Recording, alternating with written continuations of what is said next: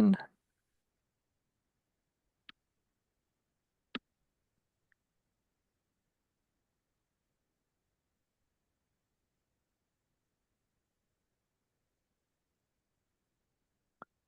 right.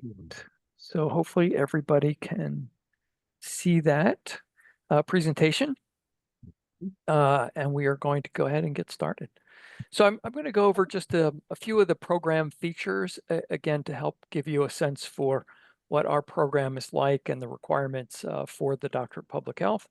It's a fully online program, so that means there is no requirement for you to attend any in-person classes on campus. Everything is available fully online, all of the coursework.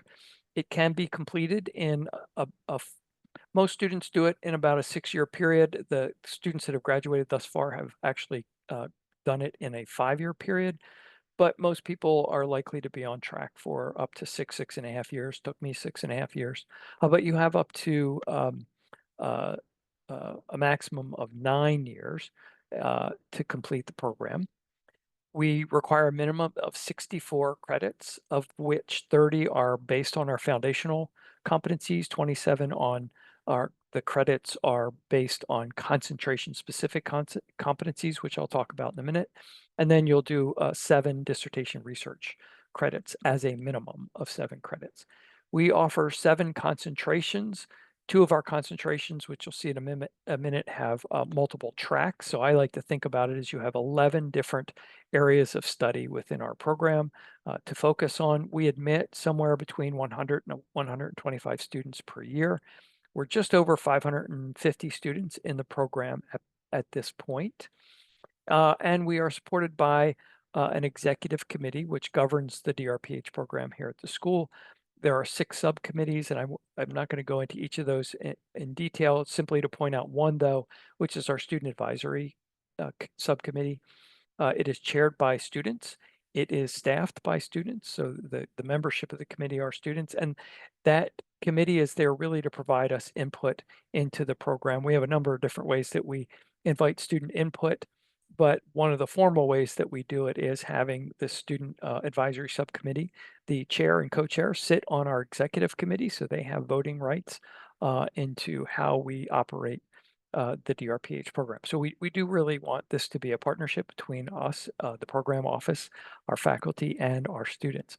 The program is also supported by program office staff. So we have several of them here tonight. I'm going to ask them to quickly introduce themselves, starting with Katie. Hello, everyone. I'm Katie Cruitt, and I am the program manager for the DrPH program. Thank you for joining us tonight. And Janet. Hi, everyone. My name is Janet Karn. I'm one of the program advisors for the DrPH program. Thanks for joining us tonight. I think I saw Ashley. Hi, I'm here. I'm having some problems with my video tonight, so welcome everyone. My name is Ashley Conroy Tabrizi. I am also a program advisor for the Health, Equity, and Social Justice and the Implementation Science concentrations. Cheryl.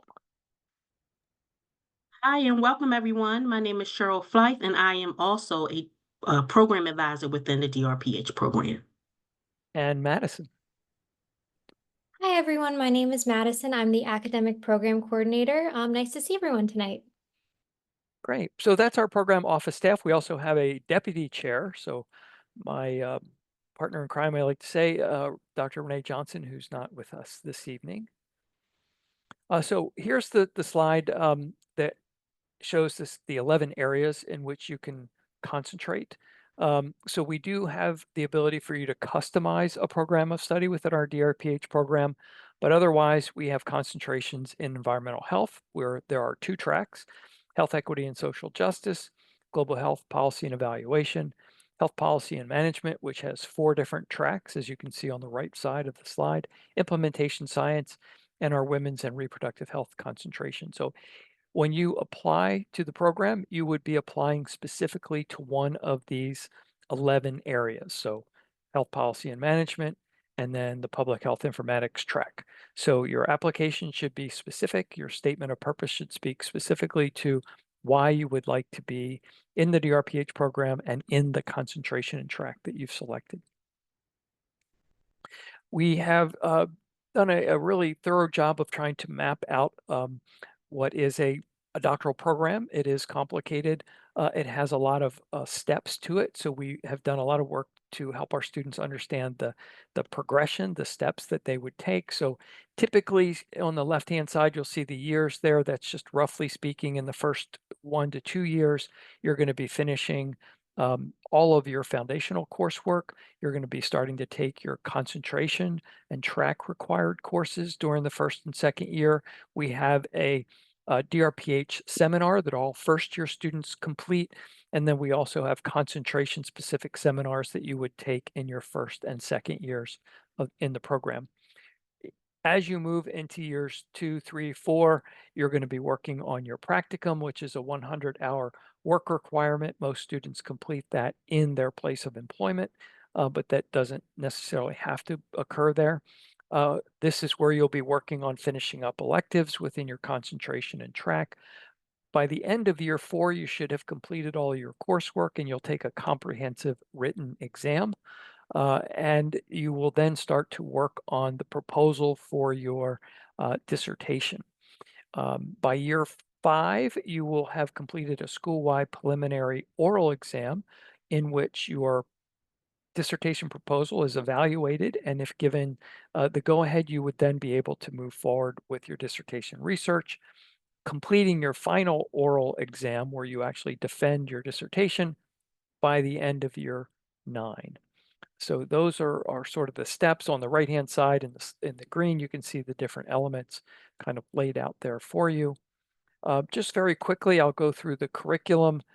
There are some core requirements that we consider to be prerequisites. You are required to have a master's degree to come into the DrPH program. It does not have to be an MPH. For those of you who do have an MPH, you will have completed likely the biostatistics and epidemiology coursework as part of your MPH.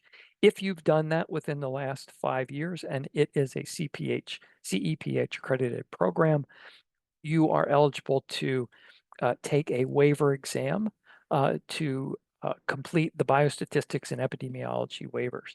If it's longer than 5 years or you haven't completed that coursework, you would be required to complete courses in biostatistics and epidemiology. You're welcome to complete that before you start the program. Again, if it's within 5 years in an accredited program, which it would be in that case, you could then sit for the waiver exam, or you can take the biostats and epi courses once you enter the program. They do have to be completed in the first year. You'll see 0 credits listed under the prerequisite. It doesn't mean that the courses don't have credits. It just means that those credits don't accrue towards the 64 total credits that you need because we consider them to be prerequisites. So your foundational coursework is 30 credits. There's a data analysis series, which the biostats prepares you for. You have the option to pick from a quantitative, qualitative, or mixed methods approach. There are professional skills courses, marketing, strategic planning, leadership, for example. There are problem-solving seminars, 12 credits worth, that you are expected to complete in your first year, and if not, by the end of your second year. And the DrPH seminar that I mentioned is 1 credit. We have a seminar for incoming students as well as your concentration seminars, which you'll see under the concentration track course credit requirements. And then all the concentration required courses. There are selective courses, which means you can pick from a number of options, but you have to pick one. And then we have truly elective, where you get to pick in concert with your faculty advisor courses that you would like to build into your course of study. And then I mentioned the proposal writing and dissertation research is a minimum of 7 credits. So 2 of those at least are going to be around your proposal development. And then somewhere in the neighborhood of 5 or more will be associated with the actual research and writing of your dissertation. On average, 6 to 7 years is what you can expect, but you do have up to 9 years to complete all of these. So I'm going to turn it over to Katie right now. Katie, I'm happy to just leave this up if you'd like. Okay, Sure. Thank you, Mark.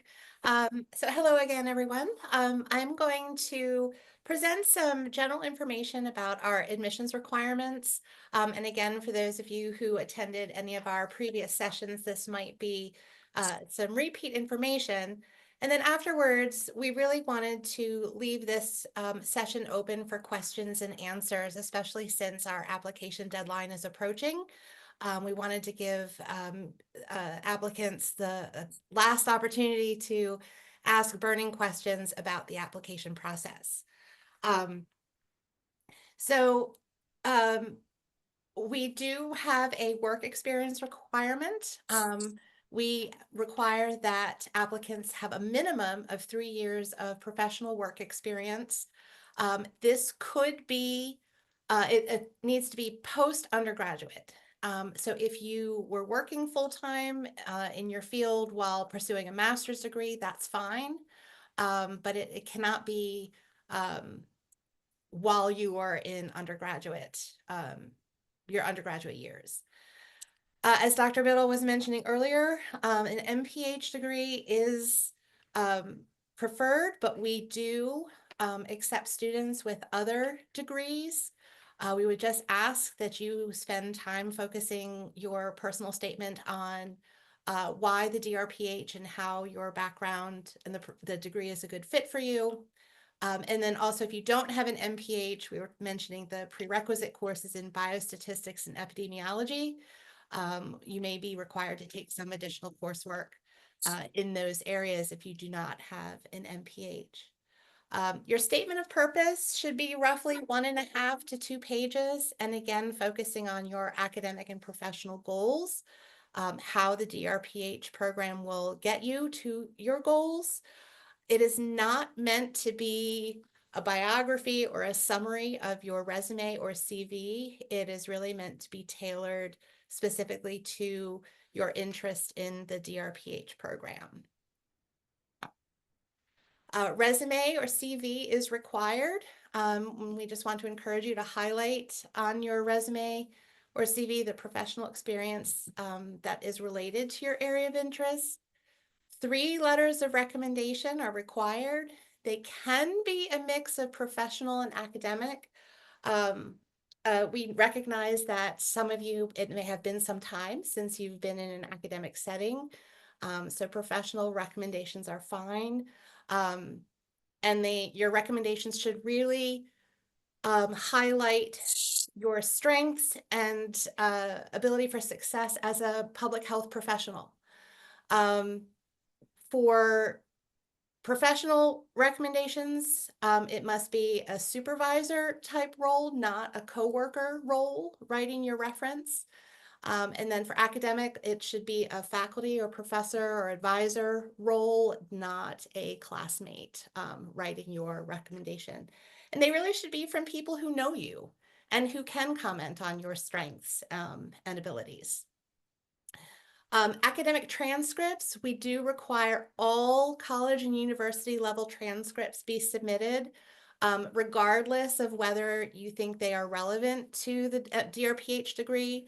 We must see all all of your academic records. So please submit all transcripts so it does not hold up your application from being reviewed. We do not require or review standardized test scores.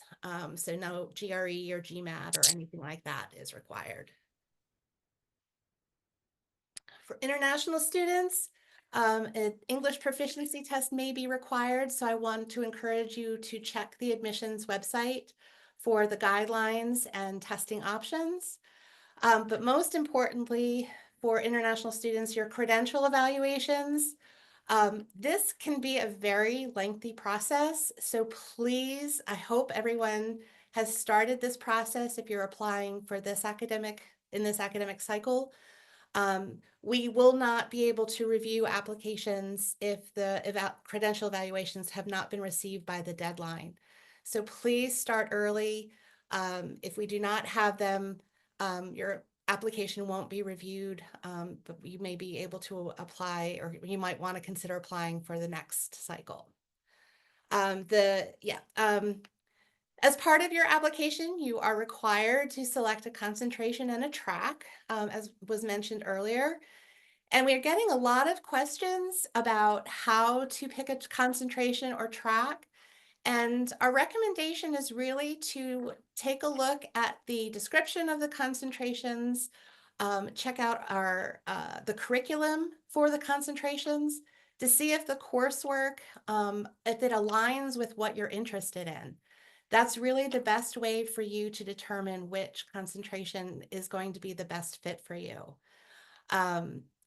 It's important to do this because once you are admitted to the program, you cannot change your concentration or track. Also, as part of the application, you will be asked to select some potential faculty advisors that you might be interested in working with.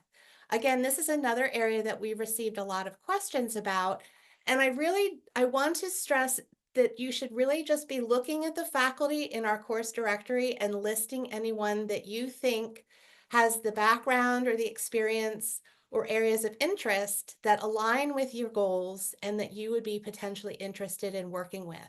That's all that we're asking for. We cannot guarantee that the people you list will be available to serve as faculty advisors, but when we go to make faculty advisor assignments, this is helpful for us so we have an idea of who you're interested in and and potentially what areas you would be interested in working with. So please don't stress too much about this part, but we do want you to take it seriously and take some time looking at the faculty in our faculty directory to come up with to identify some potential advisor options.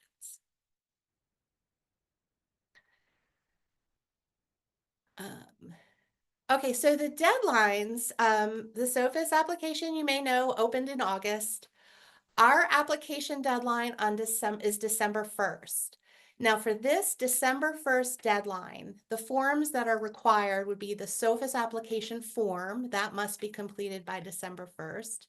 You must submit your statement of purpose and your resume and CV by December 1st. If you have transcripts and letters of recommendation and all supporting documentation submitted by December 1st, also that's great.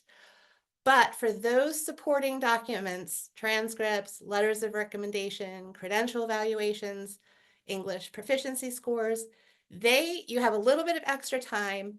Those documents must be submitted by December 15th.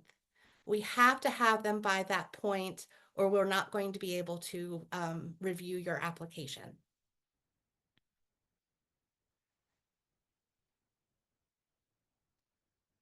So the timeline is after the application deadline, our admissions committees review applications from roughly December through February. Decisions are made and shared in March. So all decisions will be shared in March, usually mid-March, sometime in mid-March. And then admitted students have until April 15th to accept their offer of admission. And then we will be having some onboarding events and activities over the summer with a program orientation that will take place in August. And we have a tentative date set for that, but the admissions office will be posting that information once we have everything confirmed towards the end of August.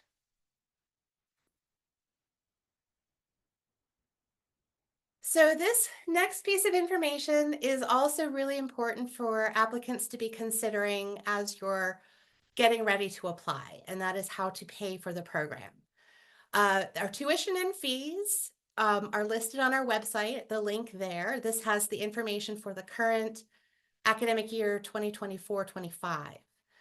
You'll be able to see a breakdown of the tuition fees as well as an estimated cost of living breakdown.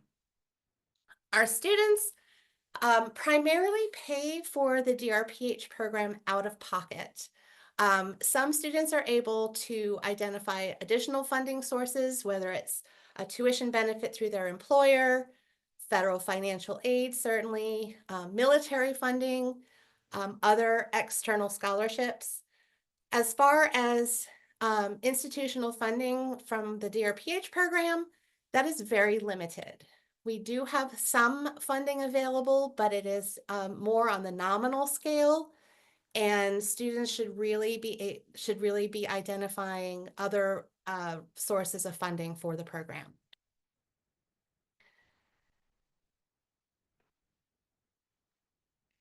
So as I mentioned, part-time students are paying out of pocket, but they pay tuition for part-time students is on a per credit basis. So the amount of tuition you're paying every term could vary depending on how many credits you're taking. Our credits range anywhere from 0.25 up to 5 credits. So it's going to potentially take some planning depending on your financial situation. Students who receive federal financial aid are required to take a minimum of 6 credits per term. But if you're not receiving federal financial aid, you can take as many or as few credits as possible in a term. Your tuition will be greater at the front end of the program while you're completing your coursework. As you're in the final stages of your program, when you're doing your dissertation, your proposal and your research, the credit requirement is really 1 credit per term to maintain continuous registration. So it's more, you really should plan to sort of front load the tuition. As you progress through the program towards the end, the tuition expenses will be less. But it is very important for students to plan their finances before applying, to understand what the cost is, and to understand that we don't have a lot of funding at this time for students. So it's going to be up to you. So here's an example of our tuition for 2024-25. The part-time per credit rate is $1,374 per credit. And you should plan for an increase. Over the past few years, we have had an annual tuition increase of between 2 to 4%. So that's something else to factor in to your finances. So here's an example of what tuition could look like for a term and for an academic year. So suppose you decide you want to register for 2 courses in your first term at 3 credits each. So that's 6 credits at $1,374. So for that term, your tuition will be $8,244. And that is a pretty average course load. And so for students who do that consistently through our 4 academic terms, you're looking at roughly $32,976 a year for tuition for that course load. But again, the actual amount is going to vary depending on the number of credits you take. Some terms you might be able to take more than 6 credits. Other terms you might be only able to take 1 or one of the 0.25 credits. So again, your tuition per term could fluctuate. And for students who do take Summer Institute and Winter Institute courses, they are calculated the same. There's no cost difference between an institute course and a regular 8-week term course. So just to sum up on some of the points to consider, and then we'll go into some frequently asked questions, or I'm sorry, to take your questions. As I mentioned earlier, the 3 years professional experience is required, but many of our students have between 5 and 7 or more years of experience. So it's really important to think about if you are pursuing this degree at an appropriate time when you have a career background in your area of interest that you can build off of with the DrPH program. Take time to complete your statement of purpose. This is a really important part of your application.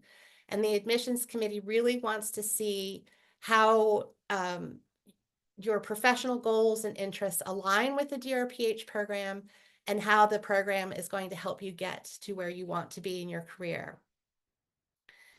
Think carefully about your recommenders. Again, it's best to have people who know you and who can comment on your strengths and abilities. Please be sure to list all colleges and universities attended and submit the transcripts. Not doing that can hold up the review process, and it may actually prevent your application from being reviewed. So that's going to be very important. And again, review your finances. It's important that you have a plan for how to fund the program. And for reviewing the curriculum, all of our courses and everything are available on the Hopkins e-catalog. The link is listed there. And I think you can also get to it from our DrPH program website. But that's going to be a critical piece as you're looking, reviewing the concentrations, potentially looking for faculty members to work with, and learning more about the program and the concentrations. So, okay, so that was a quick general summary. And now we really wanted to open this up for discussion and questions. I know that a lot of you are getting ready to submit your applications, or you have submitted applications and might have questions. So please, this is the opportunity. So we have our program advisors are doing a great job manning the chat box. But if you want to raise your hand and come off of mute, we can certainly have conversation that way. So I will start with Storm. Looks like Storm Irvin. Yes, that's me. Thank you for this presentation. It's been very helpful. I have a question about the dissertation. Is that similar to dissertations that are found in the PhD program? And is there a difference? I guess I'm wondering more so about like having a faculty advisor or people on your board. Like, I'm just wondering if there's any difference between the DrPH dissertation and the PhD one. I can speak to that. No, there really isn't. You'll have a dissertation advisor. So when part of the reason we're asking you to identify faculty in your application, and that I've saw in the chat, where do you put that would be in your statement of purpose. Again, how the faculty that you're interested in and the work that they're doing aligns with what your interests are. So that when you are admitted, you are assigned a faculty advisor upon admission. In most cases, in some cases, it may take a month or two to align the right person with you as you come into the program. But for the most part, you will have your faculty advisor identified when you come into the program. They also are your dissertation advisor. The dissertation has their 3 different formats that you can choose from, but they, for all intents and purposes, are the same as a PhD. And there's a dissertation advisory committee. There are, as I mentioned, oral exams that you would present your proposal and defend your proposal or defend your research. So very, very similar. Thank you. You're welcome. Great. Brandon Brown. Yes, greetings. Thank you so much for, I know, a great and wonderful presentation. I plan on applying next fall and really just trying to get a step ahead in the application process. My question is, would you recommend completing, I guess, the Winter Institute and the Summer Institute? Will that help me become a more competitive applicant upon the selection process? And also, will those credits count towards the DrPH? Oh, yes, thank you. So with regard to the credits first, I'll touch on that first. So if you're taking credits at the School of Public Health prior to matriculation, we can accept up to as a non-degree student. So it's not part of another degree program. So at Bloomberg, it would be under special student limited status. That's the classification of the type of student you'll be. We can accept up to 16 credits as a non-degree student completed within 5 years prior to matriculation. So if that's something that you're interested in doing, you might want to have a conversation with the program advisor associated with your concentration to see what courses might make sense for you to take. Or if you haven't completed the prerequisites, that is also something that you could potentially take over the Summer Institute. So there are definitely some options for what you could be doing in those periods prior to matriculation. Yeah.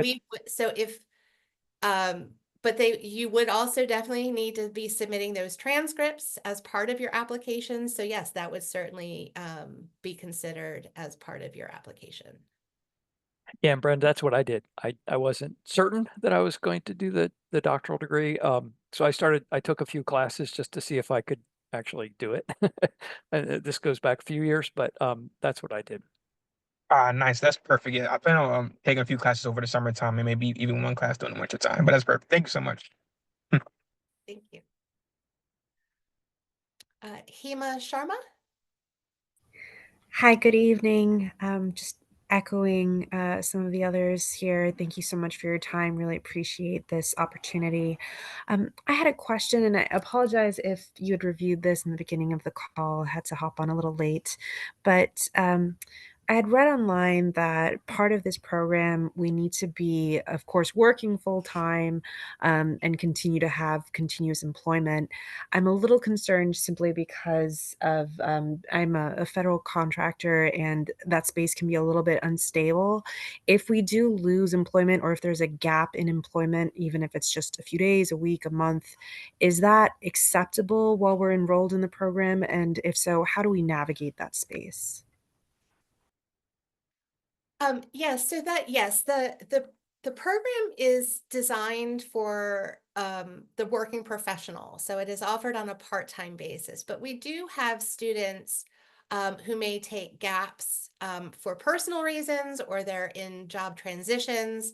So it's more of an opportunity for you to maintain continuous employment, also to fund the program.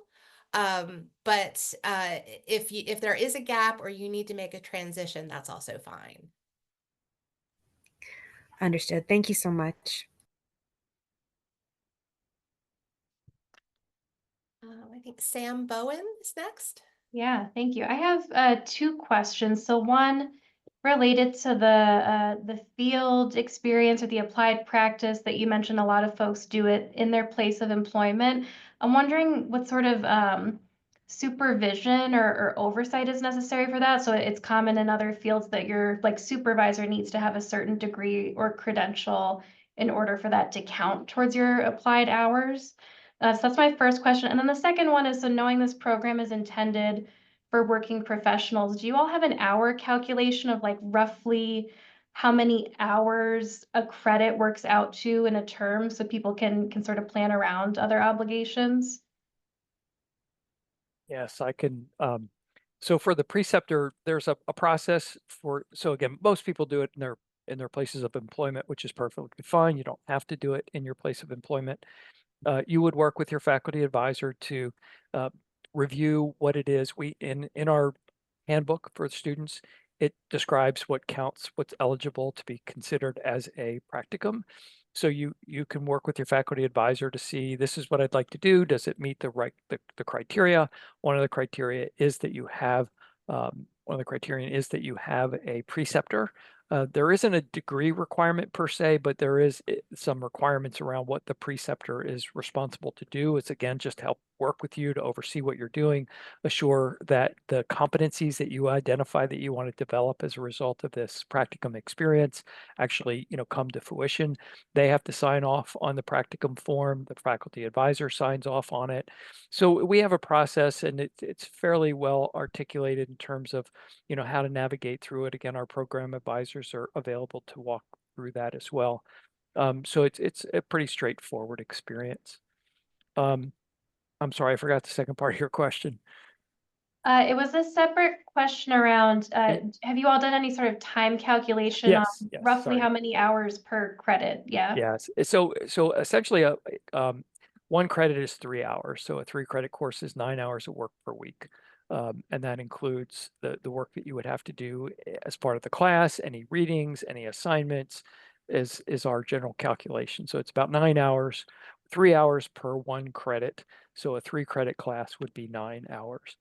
While I'm on that, I saw in the chat, and I'm not sure it was answered, I might have missed it, but these are fully online courses.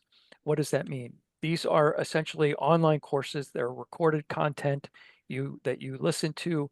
Our courses are not just, speed through them, start to finish, take a test at the end, you're done. they are measured out. So it's an 8-week term. Essentially, you're able to see the week that we're currently in. You'll be able to see next week's content, but you can't go right to the end and kind of do the whole course in a week. They're not set up for that. Again, we want students to pace themselves through the course, so we're making sure they're getting the content. There are assignments and things that go along with the various modules, but there is no synchronous component to that course.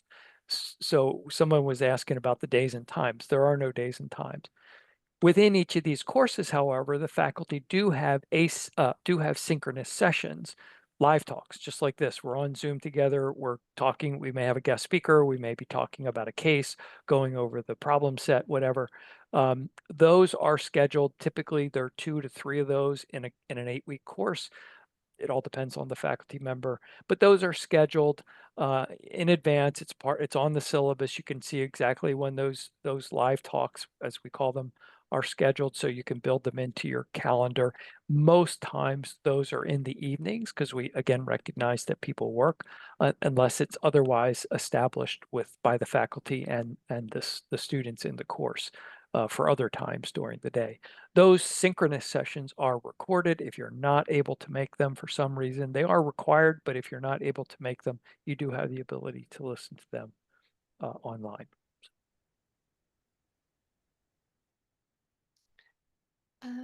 Audrey Macaulay? Am I saying, I'm sorry if I said it wrong. Yes, no, you said it right. Thank you. Thank you so much for the presentation. So I have a couple of related questions. So I'm curious for the faculty that we end up choosing, can they be joint or affiliated faculty, or does it need to be primary? No, again, so this is, you can look for any faculty Okay. in the School of Public Health faculty directory. Again, we will use that as a reference point for identifying faculty advisors for you. We may be able to, it may work out that faculty members that you've listed are available and eligible to serve as your faculty advisor. But if not, we will be identifying faculty with similar interests and things like that. So while we want you to take time to identify the faculty, just focus on faculty that you see in the directory that are aligned with your interests. Okay, that helps. And then related to that, and I've received different answers, so I'm just wanting to make sure I'm clear on this. Do we write down the faculty in the statement of purpose, or I have heard that there's a separate like text field or text box that we can enter those faculty, as well as I believe we have to pick 5 courses. So does all of that have to go in the statement of purpose, or can that go in a separate location? There is a separate question for identifying the faculty, but certainly if that's a key part of your personal statement and your goals, you can absolutely mention that and talk about that in your personal statement, but you will be asked in a separate question for some faculty names. Okay. Okay. All right. Great. Thank you so much for your help. And I would just add about the faculty, I realize it sounds like somewhat of a blind date, right? We're asking you to kind of pick people from the directory. Again, we've been doing this for quite a long time, and when we do look through your statement of purpose and look what your interests are, our concentration directors are pretty good about lining up faculty and students. However, if at some point you realize that there's a different faculty or another faculty that might be better aligned once you're here, you can always change your faculty advisor. While you cannot change your concentration, you can change your faculty advisor. Thank you. Samuel Verkovsky? Yes, good evening, and thank you very much for this session.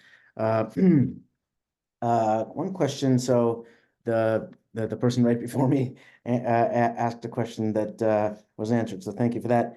But so it's just to confirm, the majority of lectures that we will be listening to are not actually live virtual lectures, correct? They are pre-recorded. So is that correct? That is correct. Yes. I see. And when within each course, there are maybe 3 or so live sessions. That is correct. That's the trend throughout all of the classes.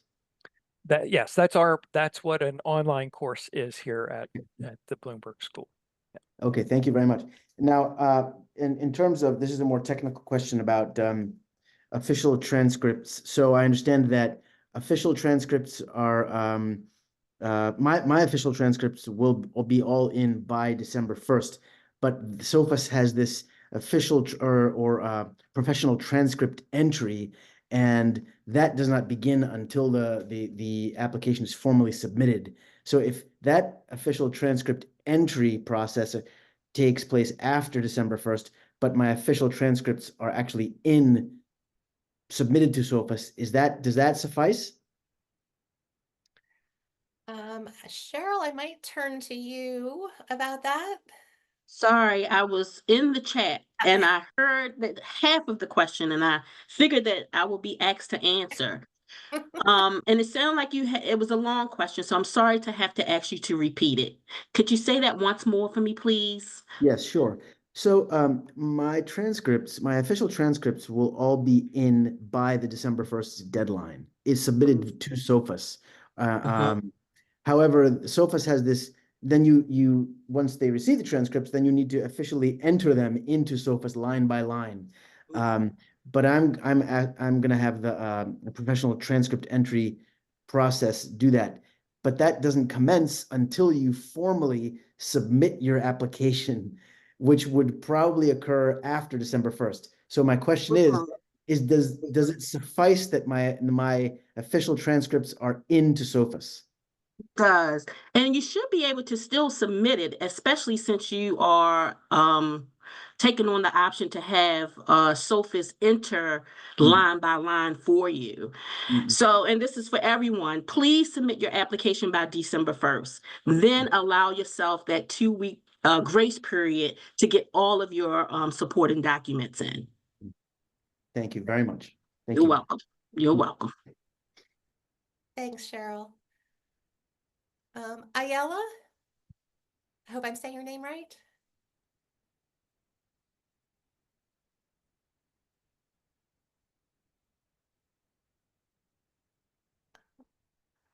Hi, I'm sorry. It took me a little bit to unmute. I'm Isla. So you were almost right. Thank you all for so much information. It's providing great insight. I just had 2 quick questions. My first question is that I saw that SOFAS takes some time to verify the application.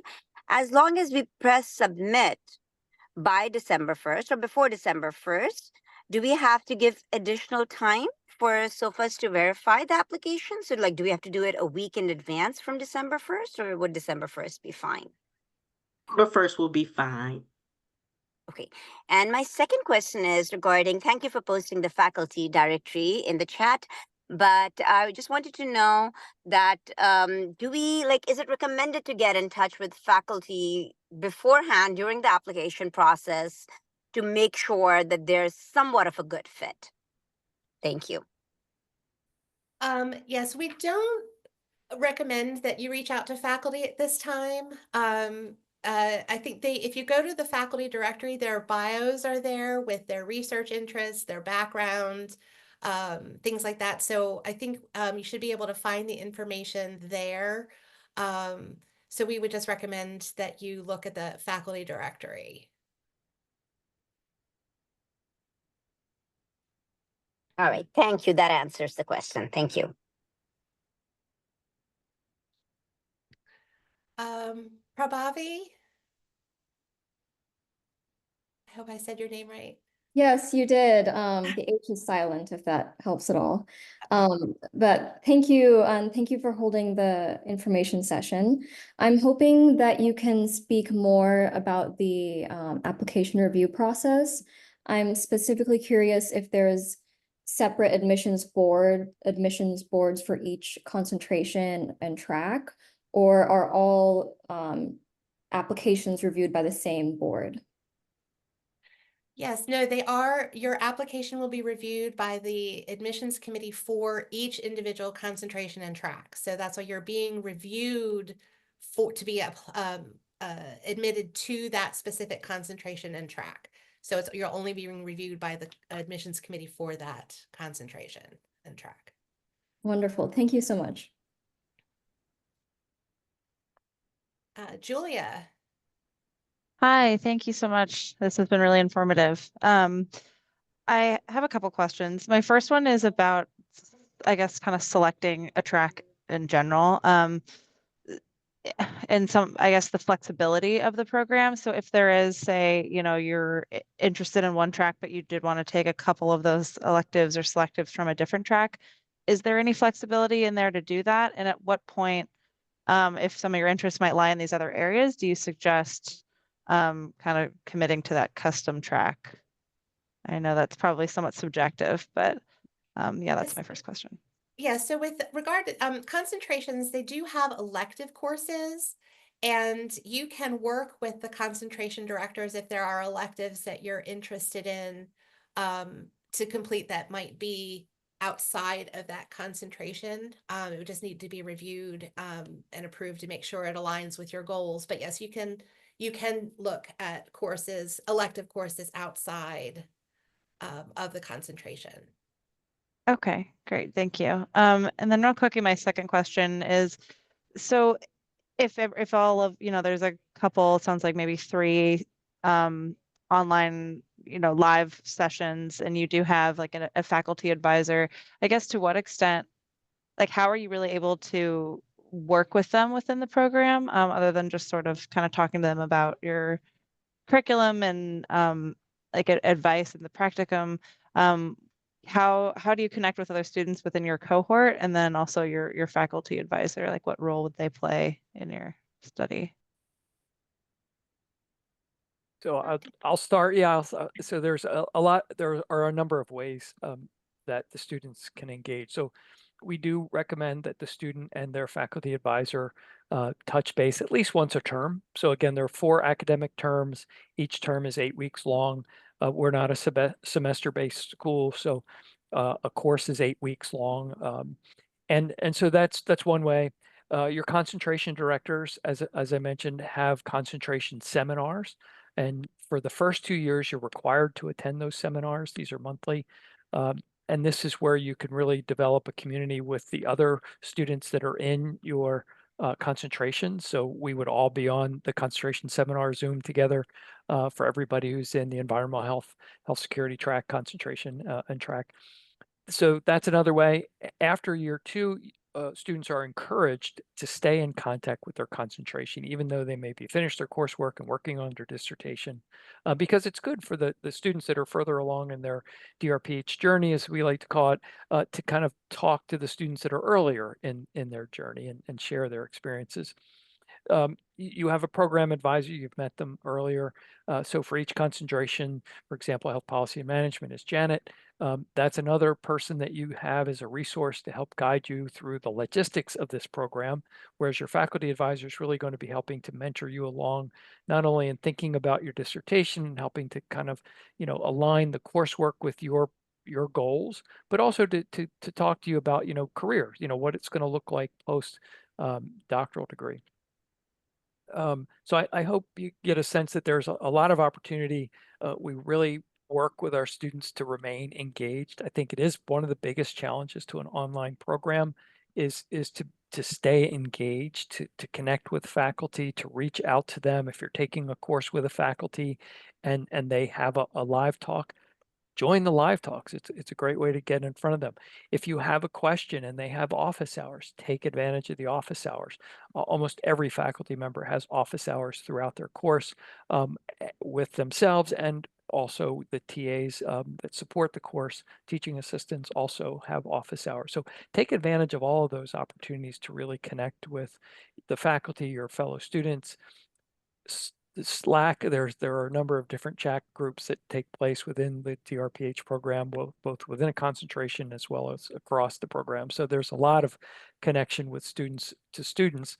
And also, our student advisory subcommittee, as I mentioned earlier, is another way to engage with the program, provide feedback, meet other students. We host listening sessions with students. So the program, myself, we have one tomorrow night as an example, where we just have an open Zoom session like this. We rotate them evening and afternoon. and invite students to come and talk and share their experiences with us. So a lot of different ways to do it. Hopefully that was a good answer to your question. Yes, thank you. Appreciate it. Yes, Noor?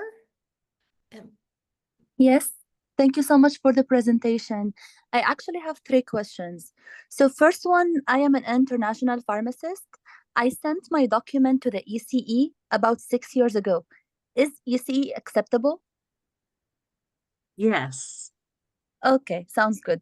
Number two is I got my master's from the United States and I am a citizen and my school in my country was in English too. So do I have to take the TOEFL again or do I have to take a TOEFL? I'm going to paste the TOEFL requirements and eligibility in the chat or Okay. private chat it to you. And if you have any additional questions after that, you can always reach out to me. Okay, sounds good. Thank you so much. And can you guys explain more about being full-time student? Like, do I have to take, how many courses do I have to take? And do I have to take all of them at once or like course after course? So the program is a part-time program. So you'll be considered a part-time student, and part-time students take 0.25 credits up to 11 credits. 12 credits is considered full-time. So you would be planning your program of study so you can take as many courses as you can successfully handle in a term. Most of our students take between 4 and 6 credits. That could be 1 to 2 courses Okay. per term. Yeah. Okay, sounds good. Thank you so much. All right, sure. Thank you. Courtney. Hi, good evening. Is my audio good?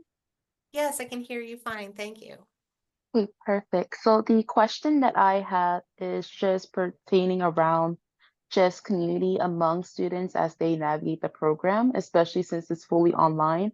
I wanted to know if there are structured like opportunities for students to engage with one another, especially because we're going to be coming from various different backgrounds. I just feel like it's a good opportunity to kind of see, you know, what can be out there as we navigate the doctoral program. Sure. Yes, thank you. So our students do form very close bonds with the students from their entering cohort as well as from their classes.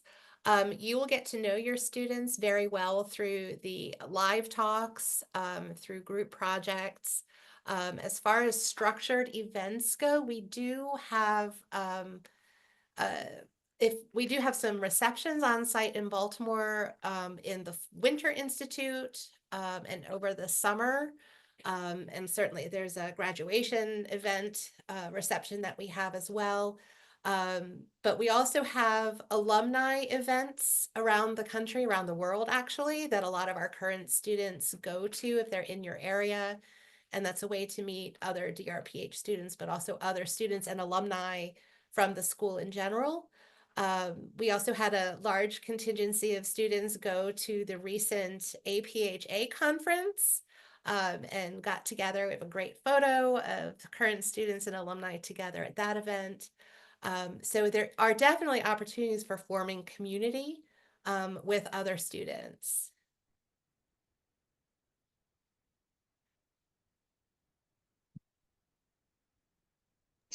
Thank you so much. Sure, great. Kathleen? Hi, just want to confirm something because I got an answer that's different from the website.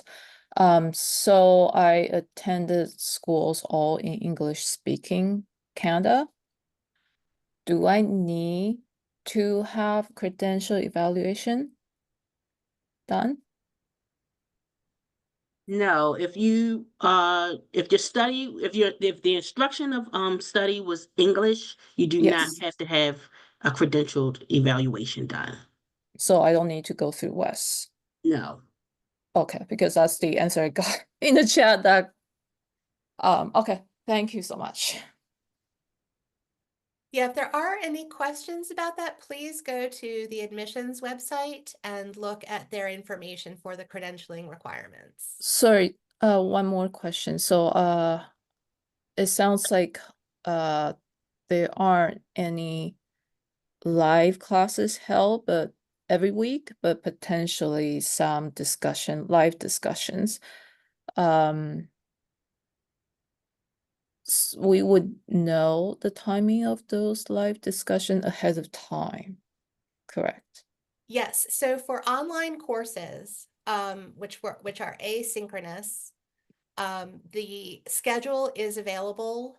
The schedule of these live talks is available in advance, so you would be able to plan for attending any of those live talk sessions.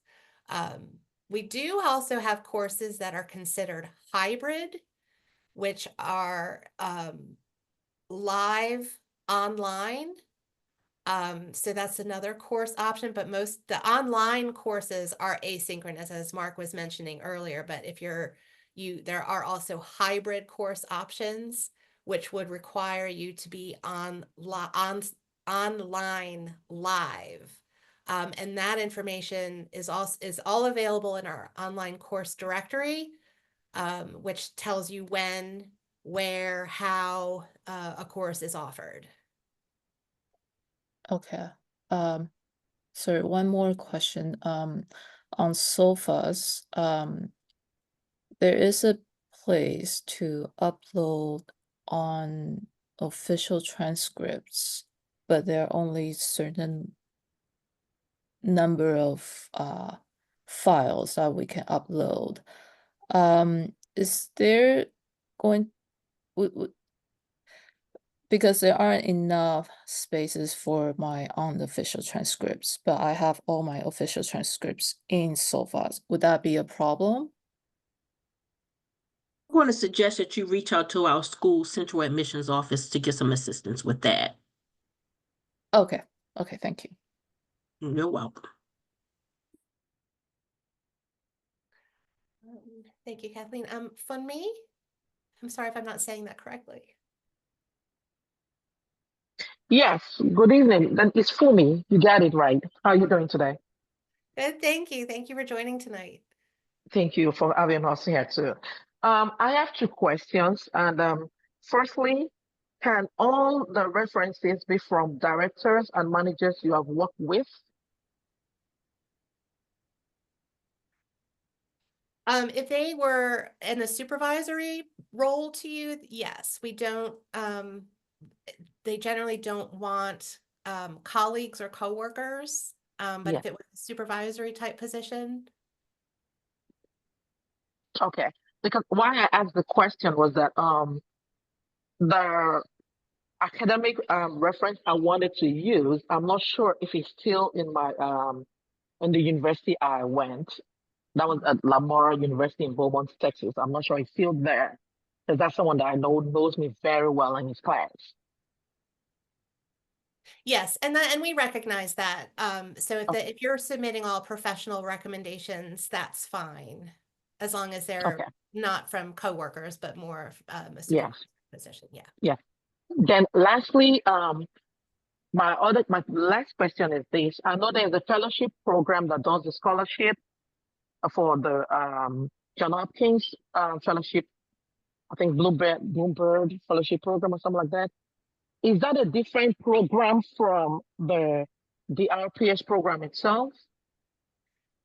So, yes, it's the Bloomberg Fellowship sponsored through the Bloomberg American Health Initiative, and that requires a separate application. You would still apply to the DrPH program, but then if you were interested in that fellowship, you would apply separately to that fellowship program. So two different applications reviewed by two different committees. You have the DrPH committee, admissions committee reviewing that application, and then you then have the fellowship committee reviewing that application.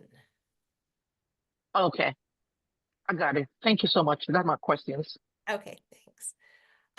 So we're up just now at 7 o'clock. I know the session is ending. I see a few more hands up, so we will get through the hands that are currently raised.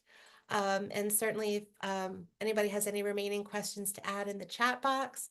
This session is being recorded and it will be posted on our admissions site. So you should be getting that information. You can access the recording there as well. So if you're headed out, I just want to thank you for coming tonight.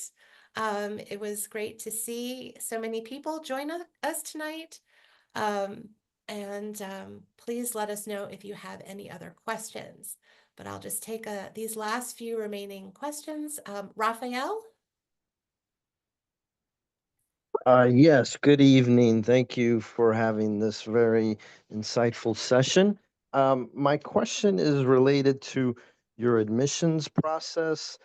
What do you consider to be most important when you're deciding on admitting someone? I'm interested in what you look at specifically and what's most important. So there are a lot of things that are important actually. It's a very holistic application review. They do look at everything. So we want somebody with a strong academic background, with a public health background and experience. We want somebody who can demonstrate their public health professional goals, and how the DRPH program is a good fit to help them get there. So it's a variety of things. It's not one specific thing. Thank you. And I believe in the chat it was mentioned your acceptance rate was around 20 to 30%. Is that correct? Yeah, it depends. Again, we get 700 to 800 applications a year, and we typically enroll 100 students. So we have offered up to say 140 admissions, offers of admission, but not everybody says yes. And that gets us to somewhere between 125 who actually enroll. So again, I think the number that you might be referring to is let's say last year we enrolled 100 people out of I think 764 applications that we received. Thank you. Great. Fogan?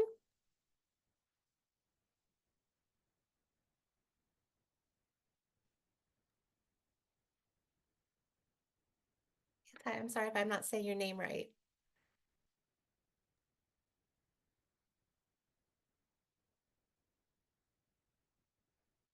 I can see you there.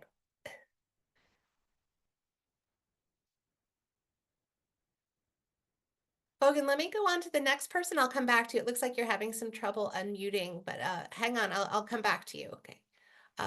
Nalan Mambo? Yes, ma'am. Thank you so much for the presentation. I have a question. I know probably you already answered, but I want a more clarification about the transcript. Okay. So on my case, I already have a MBA. Okay, because I'm a public advisor on my current job. I already have an MBA and I already have the transcript. And then I'm doing a second master right now. And then that second master transcript will be available on next year, May 2020, because I'm going to graduate in May 2020. So my question is, because I already put the course entries on my second master, should I delete it because I'm not going to have the transcript already? Or should I just leave that? I already have an MBA transcript. And I'm doing another master in economics right now. So should I delete the course that I'm taking right now for the master on the website, on my application? That's my question. That's my concern. Yes, you definitely want to include the master's degree that you're in now and those courses in your application. And you would submit a transcript. The transcript will be available next year. Yeah, but you'll be able to submit a transcript for the courses that you have completed. Yes. I don't know if you understand my question. I already have the transcript of my MBA. That's not a problem. Now I'm taking another master.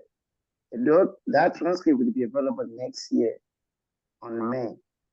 So should I, because I already put the course entry on the master that I'm taking right now, should I keep it or delete? Because I don't want to be, Right. Yeah, no, I'm gonna, Cheryl, I see you. Do you want to comment on Yeah, that? I'm going to say yes. All right. Please still submit your transcript for the master's degree program that you're currently enrolled in. So you should submit transcripts for all colleges and universities attended, even if you're currently enrolled in it. Yes, ma'am, I understand that, but that transcript will be available next year. That's the problem. I already mentioned the course on the website. So, do you have a current student transcript of some sort, even if it's not conferred? Do you have something that represents your progress so far in the program? Yes, ma'am. Yes. Yes, then you should submit that then. Okay, thank you, ma'am. Yeah, that was my concern. Thank you so much, ma'am. You answered You're my question. welcome. All right. Let's try going back to Fogan. Can you join us?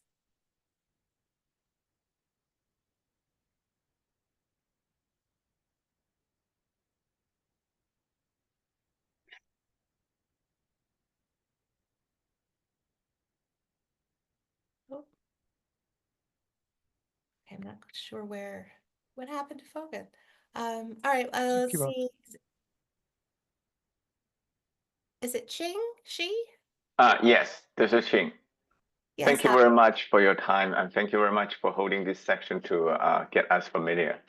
I have 3 questions. The first question is, I'm currently working for a pharmaceutical company that mainly do clinical trials or clinical research that is considered as public health related. Okay. And okay. Yeah, my second question is, when I first get the information of this online public BRPH program, I was actually seeing that it actually has the DRPH in biostatistics. But in an offline chat, I hear that this DRPH is no longer offered in biostatistics. Is that correct, or just for this year, or maybe will be offered in the future? Yes, we do not have a DRPH program in biostatistics currently. Okay. And my last question is, so my English is not my native language, but I got all my 3 graduate degree in the US colleges. But my bachelor's degrees in college in different countries it's not native English. Do I still need to get the credential for the college I attend for the bachelor degree, or somehow my 3 graduate degrees can substitute the credential that I don't confer that I do not need a standard course for English? Standard test. No, you will need to have any international degree will have to go through a credentialing agency, even if you have a master's degree here in English. Okay, but then I do not need to take the TOEFL test if I have like 3 graduate degrees in US colleges. I would check the admissions website on that. I don't know all of the specific requirements, I'm afraid. Okay, all right. Thank you very much for your time. Thank you. Have a good evening. Thank you, you too.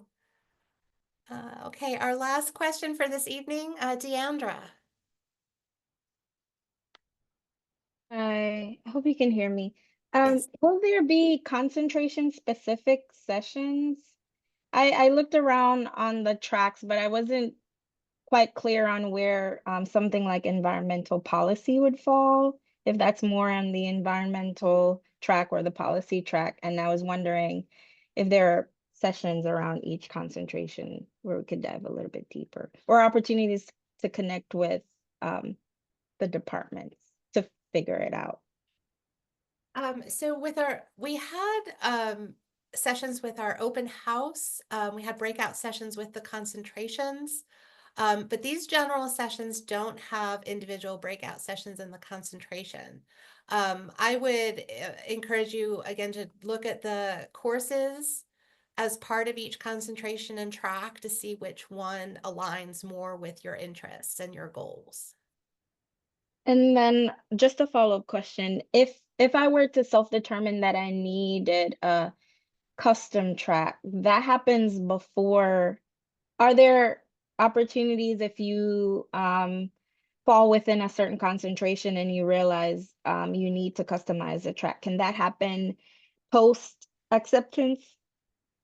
No, you need to select your concentration and apply to that concentration. Thank you. Okay, excellent. Well, again, I really want to thank everyone for coming tonight. This was a really great session, and we certainly welcome any questions. If you do have remaining questions, putting our email in the chat box, please feel free to email us, and we will get back to you. So thank you again. Thank you, Mark, Janet, Cheryl, Ashley, Madison, for participating tonight. And we hope to see all of you soon. All right. Have a good night, everyone. Thank you.